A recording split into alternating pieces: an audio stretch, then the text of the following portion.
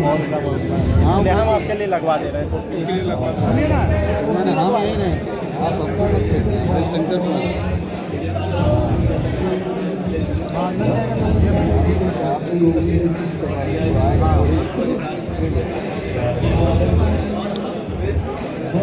उसका आएगा, उसका आएगा, उसका आएगा।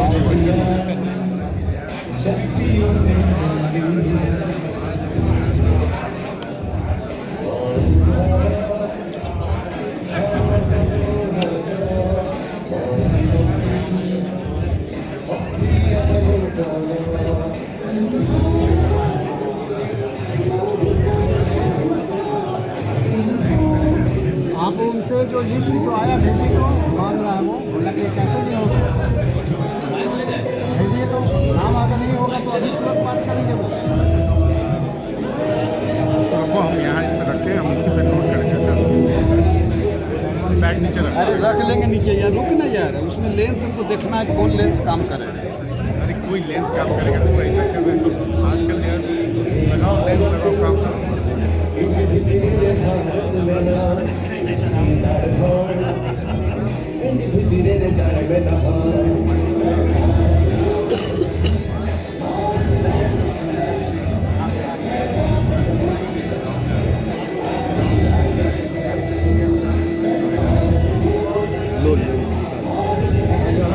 हम भी तो बैग नीचे ओके, सवाल तो लोगे ना, सवाल तो लोगे ना। क्वेश्चन आंसर होगा। हाँ, इसके बाद।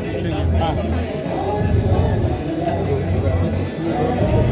अरे थोड़ा आगे पीछे अगर करा देते हैं कुर्सी तो दिक्कत नहीं होगी फिर, है? नहीं हो गया, हम तो लोग फिर का काम बैठिए हो आराम से। यहाँ कैसे घुस जाएगा, दिक्कत होगी। गया। ठीक है, हम लोग का हो गया।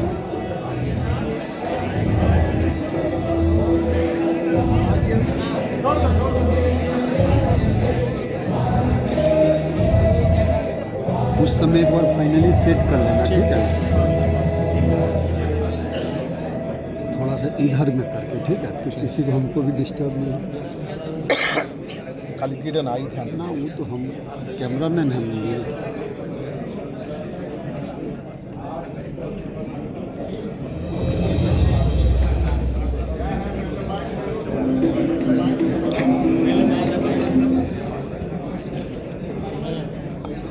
देखना भाई, वैसे में कि जल्दी में लेंस अपना छोड़ के भाग, हम हैं ना, तुमको ही बोल रहे हैं। लेंस देखो जाने के टाइम। अरुण भैया प्रणाम।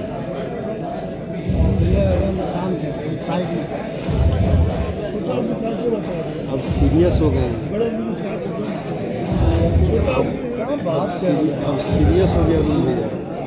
अरुण भैया अब सीरियस हो गया। हाँ, प्रदेश का लीडिंग न्यूज़पेपर का है।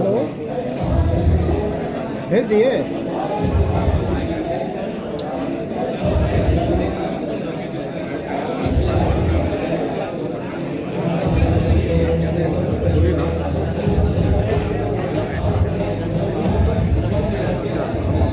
ज़्यादा फिल्म मारियो हम पीछे थे। गलत लेकिन साथ कितना दो, अभी तो बीजेपी में ठीक काम कर। कौन सी वाला खोला था? ये दोनों को सिंक्रोनाइजेशन में दिक्कत है। 2 घंटा बोलता है बैठ के करेंगे तभी। तो दे दो, दे दो। हाँ, अरे वही चक्कर में है। आज एतवार है, आज कल प्रमोद न है, दुर्गा पूजा का रख लो। कहाँ उस दिन एकाएक घटना हो गया था, छोड़ छाड़ के भाग गए गाँव। ये सब का जाप अभी लिफ्टवा से निकलब कर लेती जाप कर, हम मूर्ति दोनों कर लो जेडीयू सब में। हाँ, खाली जदयू कल आज जेडी में बड़ी भयानक भीड़ रहे हो। हाँ, यही फिल्म चाहिए। ठीक। आज की हो कुछ नहीं, एगो जवान मेट्रो की स्टोरी में। सुनो, अलग मेट्रो मिल था तब ना। सुनिए, जेल की तैयारी पहले थोड़े अलग एंगल से जो जागरण के रिलीज करेंगे ना, वो थोड़ा अलग एंगल से। ठीक से देखूँगा। ठीक है, एगो डालिए दो, ठीक है।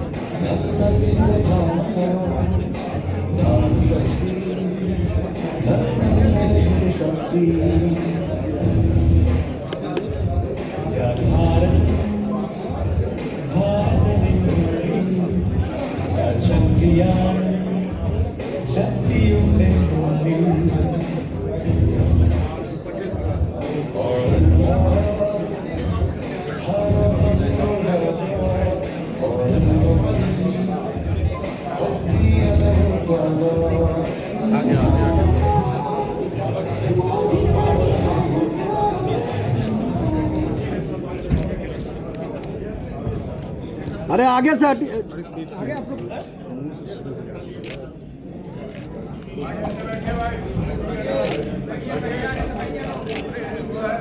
अरे यार ये सब चौपट कर दे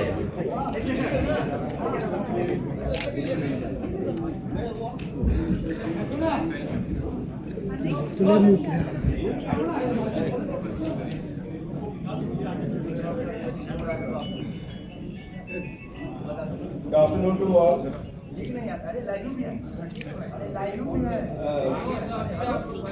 Please settle down kindly. थोड़ा सा इलेक्शन कमीशन ऑफ इंडिया की प्रेस वार्ता में मैं सभी पत्रकार बंधुओं का हार्दिक स्वागत करता हूं और आपका धन्यवाद करता हूं कि इतने नंबर्स में आप हमारे बीच में आए। Thank you so much. हमारे बीच पूरी इलेक्शन कमीशन ऑफ इंडिया, माननीय chief election commissioner Shri Gyanesh Kumar ji, माननीय election commissioner doctor Sukhbir Singh Sandhu sir, माननीय election commissioner doctor Vivek Joshi ji उपस्थित हैं। स्टार्ट करने से पहले मैं आपको थोड़ा सा आज की प्रेस वार्तालाप का एक फॉर्मेट बता देता हूँ। हम वार्तालाप शुरू करेंगे हमारे जो BLOs हैं जिन्होंने फील्ड में बहुत ही सराहनीय काम किया है।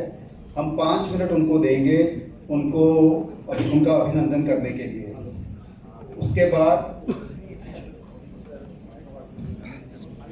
माननीय चीफ इलेक्शन कमिश्नर साहब का वक्तव्य होगा और प्रेजेंटेशन रहेगी और उसके बाद क्वेश्चन एंड आंसर सेशन होगा। आप सबसे निवेदन है कि अपने mobile phones kindly silent mode पे कर लीजिए और क्वेश्चन जब आप पूछेंगे तो काइंडली अपने आप को इंट्रोड्यूस कीजिए, अपनी ऑर्गेनाइजेशन का नाम बताइएगा, उसके बाद आप क्वेश्चन पूछिए। क्वेश्चंस हम 5-5 के ग्रुप में लेंगे। पहले 5 लोग अपना क्वेश्चन पूछ लेंगे, उसके बाद CEC साहब उनका उत्तर देंगे। इस तरह के हम 5-5 ग्रुप्स में क्वेश्चंस लेंगे।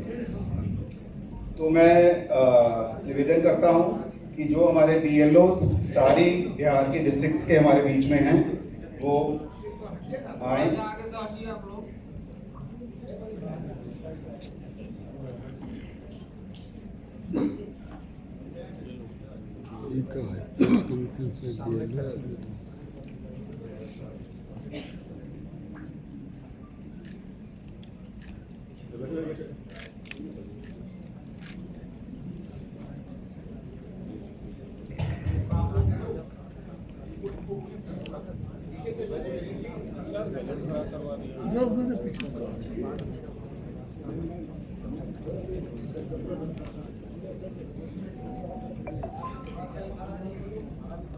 थोड़ा सा आप लोग और पीछे जाइए तो फोटो आ जाएगा।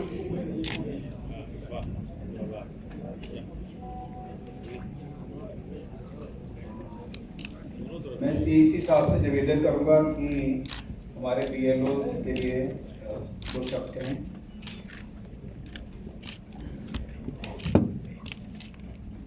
सबसे पहले बिहार की इस पावन धरती पर चुनाव आयोग की तरफ से आप सभी का स्वागत है। हाल ही में बिहार में मतदाता सूची के शुद्धिकरण का कार्य हुआ और जो हमारे समक्ष बूथ लेवल ऑफिसर्स मौजूद हैं, इन्होंने न केवल अपने बूथ में मतदाता सूची के शुद्धिकरण का कार्य किया, बल्कि इन लोगों के साथ साथ बिहार के 90,217 बूथ लेवल ऑफिसर्स ने एक ऐसा कार्य किया जो कि पूरे देश में अनुकरणीय है। मैं निवेदन करूंगा कि करतल ध्वनि के साथ हमारे इन योद्धाओं को प्रोत्साहन दिया जाए। आप लोगों का बहुत बहुत धन्यवाद कि आप लोग न केवल अपने बूथ में मतदाताओं के साथ काम करते हुए आपने न केवल मतदाता सूची को शुद्ध किया है, बल्कि पूरे देश में जो बाकी बूथ लेवल ऑफिसर्स जब इस कार्य को करेंगे तो उनको आपसे बहुत बहुत प्रेरणा मिलेगी। जैसे कि विश्व को बिहार की वैशाली ने ही गणतंत्र का रास्ता दिखाया था, वैसे ही आप सभी लोग मिलकर अब देश को मतदाता सूची को शुद्ध करने के कार्य के लिए प्रेरणा का स्रोत बढ़ेंगे। बहुत बहुत धन्यवाद। बीएलओ से निवेदन है कि थोड़ा आगे आ जाएं फटाफट, और ताकि एक ग्रुप फोटोग्राफ हो जाए, फिर आप लोग। मैं रिक्वेस्ट करूँगा कमीशन से ही काइंडली नहीं ना आगे जाने, इससे फोटो छपेगा नहीं। मंकू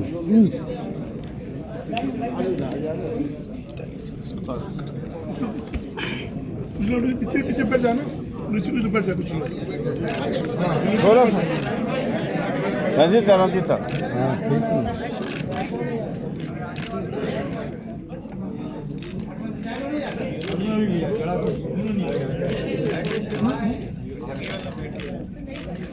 थोड़ा सा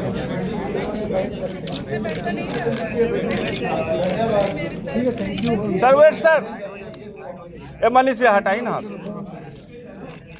ओके, थैंक यू, जाइए अपने।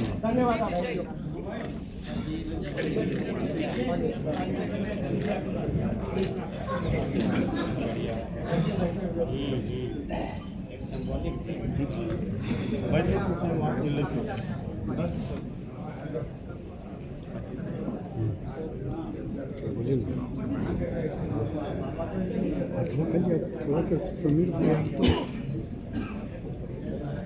नहीं ना, हमको जहाँ बोलिएगा हटिए, भाई मेरे सुनील भाई को दिक्कत नहीं। माननीय chief election commissioner sir Shri Rajesh Kumar ji से निवेदन करता हूँ कि वो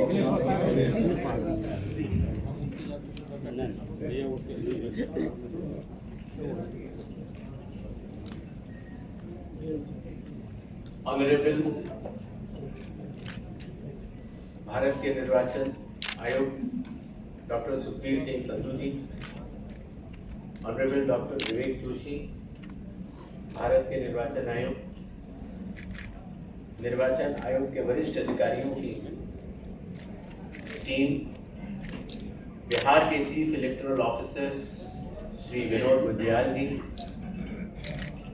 और बिहार की इस पावन भूमि के हमारे मीडिया सहकर्मी,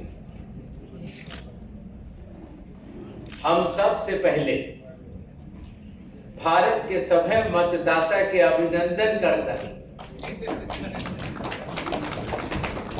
विशेष गहन पुनरीक्षण अभियान SIR के सफलतापूर्वक संपन्न करावे खातिर रउआ सभे के कोटि कोटि आभार आ धन्यवाद जतावत बानी।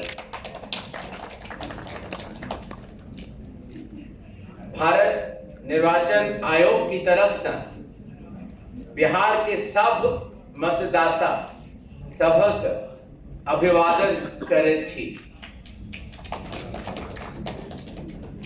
आपके माध्यम से मैं बिहार के सभी मतदाताओं से यह आह्वान करता हूं कि आइए, जिस तरह से हम अपने त्योहारों को उल्लास और श्रद्धा से मनाते हैं और विशेष रूप से बिहार की छठ पूजा जैसे महान लोक पर्व को पूरे उत्साह व आस्था से मनाते हैं, उसी तरह से लोकतंत्र के चुनाव के इस महापर्व को भी उत्सव की तरह मनाएं। अपनी भागीदारी सुनिश्चित करें, जिम्मेदारी निभाएं और मतदान अवश्य करें। अपना भागीदारी पक्का करिए, जिम्मेदारी निभाएं, आप वोट जरूर करिए। धन्यवाद। अब हम आपके समक्ष एक छोटी सी प्रेजेंटेशन देंगे, जिसमें कि बिहार के आने वाले इस चुनाव में जो चुनाव आयोग ने नई पहलें की हैं, जो कि अब देश भर में भी लागू होंगी, उनके बारे में हम आपको बतला सकें। नेक्स्ट। बिहार में 243 जनरल कॉन्स्टिट्यूएंसीज हैं, ST 2, ST 38। नेक्स्ट। बिहार के विधानसभा की कालावधि 22 नवंबर तक समाप्त हो रही है और उसके पहले ही चुनाव संपन्न हो गए। पूरी चुनाव आयोग की टीम पिछले 2 दिनों से बिहार में है। हालांकि इसके पहले भी हमारे वरिष्ठ अधिकारी पूरे बिहार का दौरा कर चुके हैं। आने के बाद सबसे पहले चुनाव आयोग ने बिहार की सभी मान्यता प्राप्त राजनीतिक दलों के साथ बैठक की। बिहार के सभी DM, SP, SSP, IG, DIG, commissioners के साथ साथ सभी एनफोर्समेंट एजेंसीज के हेड और नोडल ऑफिसर्स के साथ भी मुख्य निर्वाचन अधिकारी Bihar, state police nodal officer और CAPF के नोडल अधिकारियों के साथ बैठक की। और उसके बाद बिहार के मुख्य सचिव, बाकी सचिव के साथ भी बैठक हुई, DGP के साथ बैठक हुई। और अब हम आखिरी चरण में हैं। जो सब कुछ हुआ उसका ब्यौरा आपको देकर फिर हम लोग वापस दिल्ली प्रस्थान करेंगे। नेक्स्ट।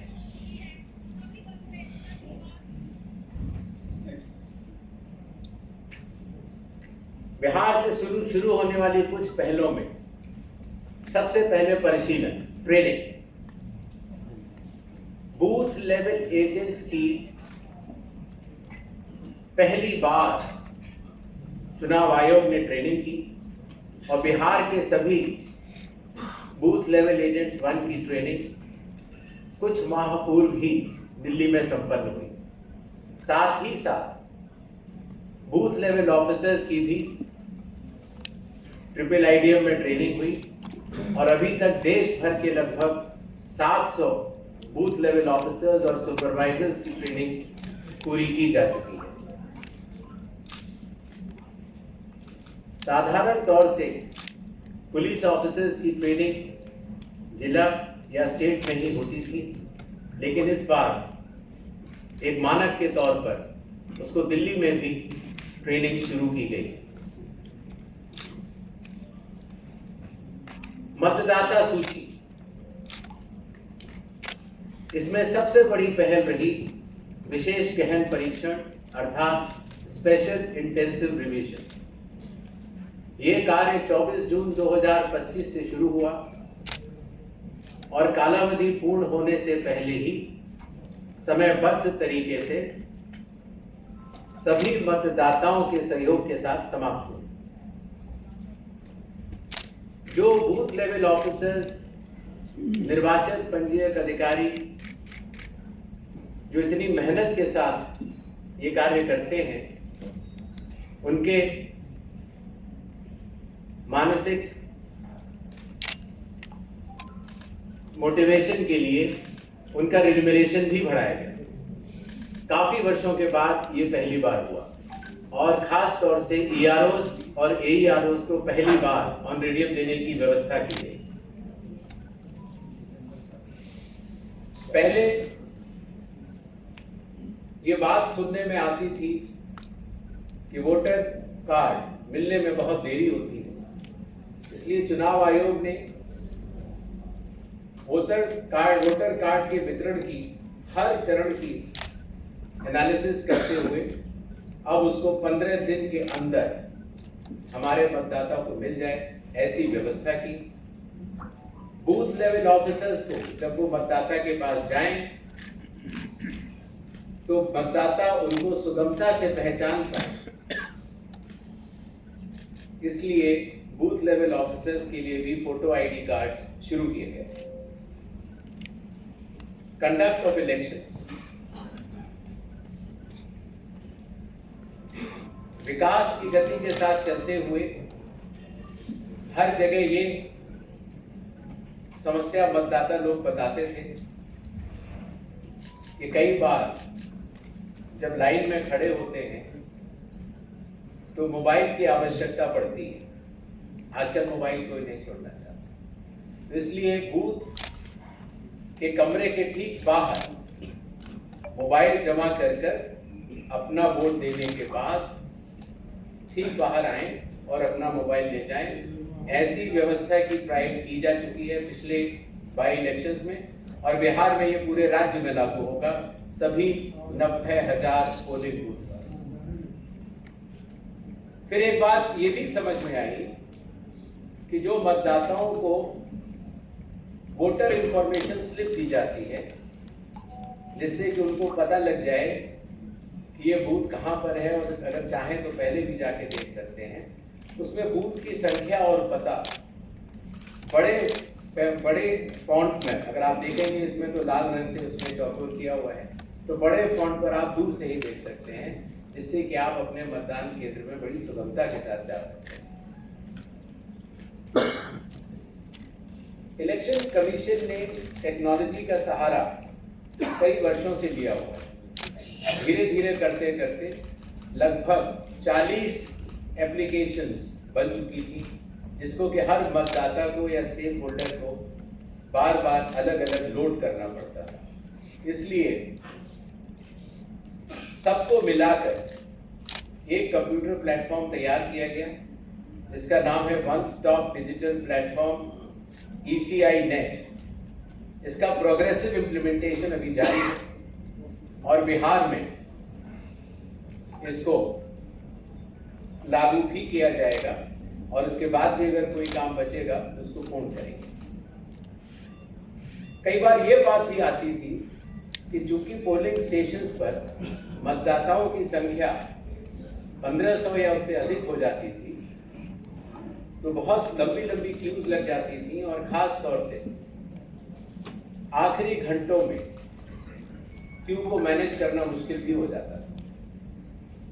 इसलिए चुनाव आयोग ने संयुक्त निर्णय लिया कि अब बिहार से शुरू होकर पूरे देश तक किसी भी मतदान केंद्र में 1200 से ज्यादा वोटर नहीं होंगे, जिससे कि वोट डालने में हमारे मतदाताओं को सुविधा मिले। कानून के अंतर्गत कैंडिडेट्स पोलिंग बूथ के कुछ दूरी के बाहर अपने बूथ लगाते हैं। कई बार वो लोग भी मतदाताओं को सहूलियत देने के लिए उनका मार्गदर्शन करते हैं कि आपका बूथ ये वाला है या उस कमरे में है। तो पहले ये काफी दूर लगाने की अनुमति होती थी, अब 100 मीटर की दूरी पर पोलिंग स्टेशन से हर प्रत्याशी अपने बूथ लगाने के लिए स्वतंत्र है। पहले ये बात भी आती थी कि जो वेबकास्टिंग है, जो पोलिंग बूथ के अंदर जो वेबकास्टिंग होती है, वो कहीं 50% या कम से कम 50% या 60% बूथों पर होती थी, और अब बिहार से शुरू होकर पूरे देश में जब भी चुनाव होंगे 100% वेबकास्टिंग हर पोलिंग स्टेशन पर की जाएगी। कई बार प्रत्याशियों ने यह बात कही कि जब ईवीएम पर जो बैलेट पेपर या कागज लगता है उसमें जो उनकी फोटो आती है वो ब्लैक एंड व्हाइट होती है, और इसलिए मतदाता को पहचानने में कई बार दिक्कत हो जाती है। हालांकि चुनाव चिन्ह तो रहता है, और साथ ही साथ ये भी बात आई कि सीरियल नंबर भी बड़ा होना चाहिए।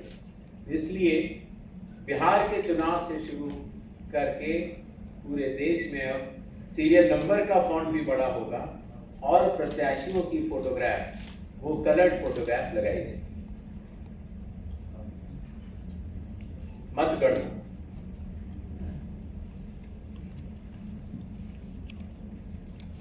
पहले जब वोट्स की काउंटिंग होती थी तो अगर फॉर्म 17C, जिसके बारे में आपको बाद में आगे बताऊंगा, अगर उसमें जो प्रिसाइडिंग ऑफिसर पोलिंग एजेंट्स को देते हैं और ईवीएम की काउंटिंग यूनिट में अगर कोई भी मिसमैच होगा तो ऐसी सभी वीवीपैट की गिनती पूर्णतः की जाए।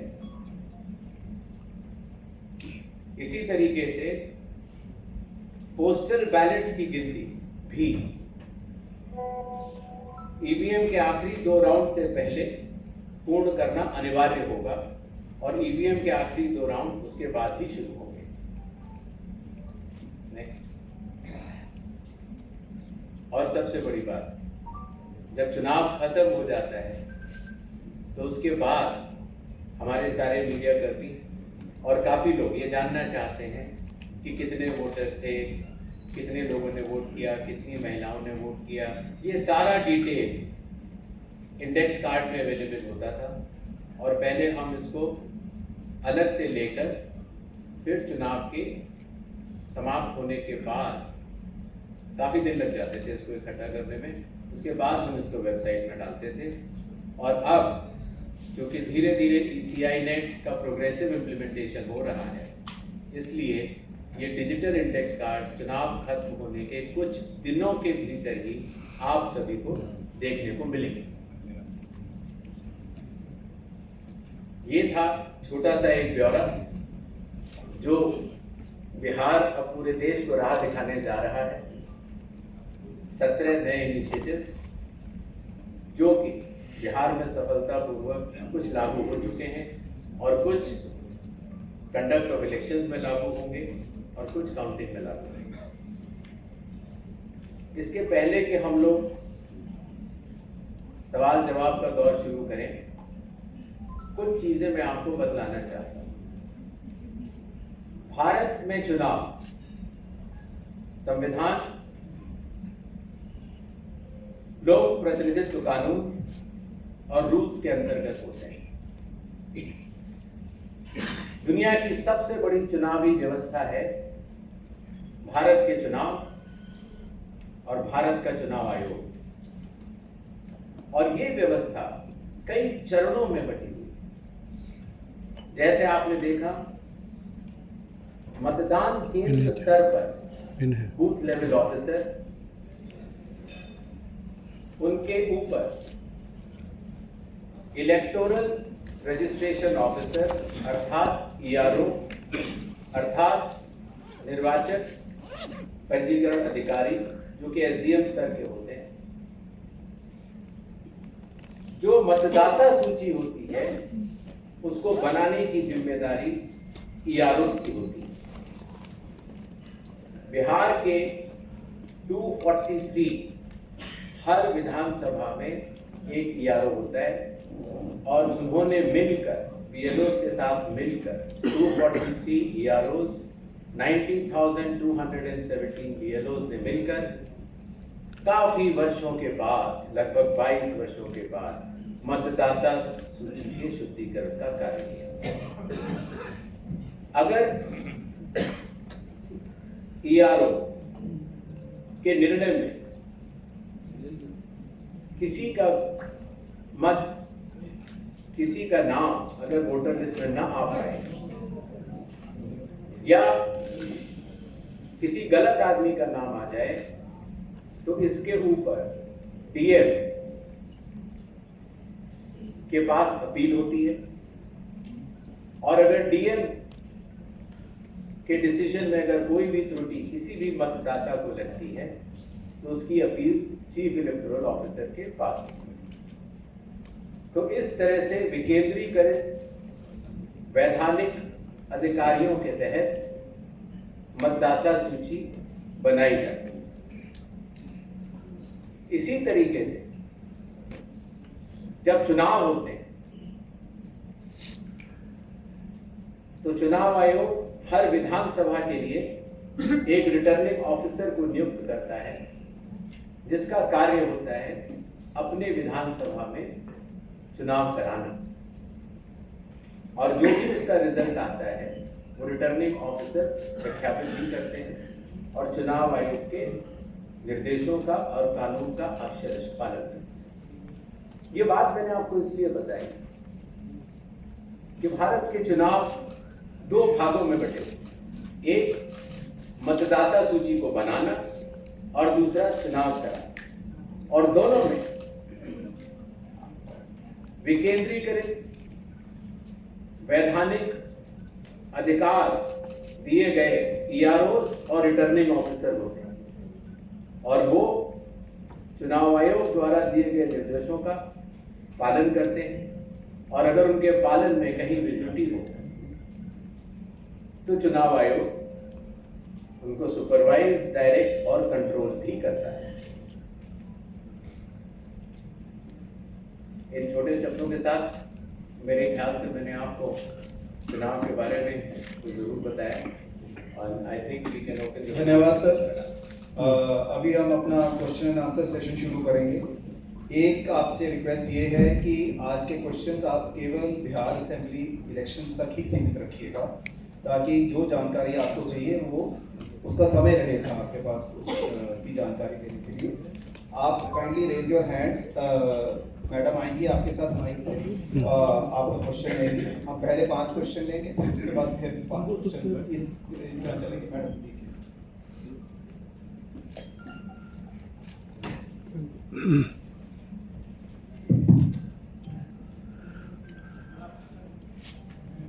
सर, मेरा नाम ब्रजेश मिश्रा है और मैं INS न्यूज़ एजेंसी से हूँ। और सवाल ये है कि जिस तरीके से बिहार में शुद्धिकरण का काम किया गया और बहुत सारे आरोप लगे, और राहुल गांधी ने, नेता विपक्ष हैं, उन्होंने वोट चोरी तक का आरोप लगाया और फिलहाल वो कोलंबिया घूम रहे हैं। ऐसे में आप कितना सीरियस उनके आरोपों को लेते हैं और उनके एटम बम, नाइट्रोजन बम और हाइड्रोजन बम से आयोग कितना घायल महसूस करता है? नेक्स्ट क्वेश्चन इधर। सर, आपने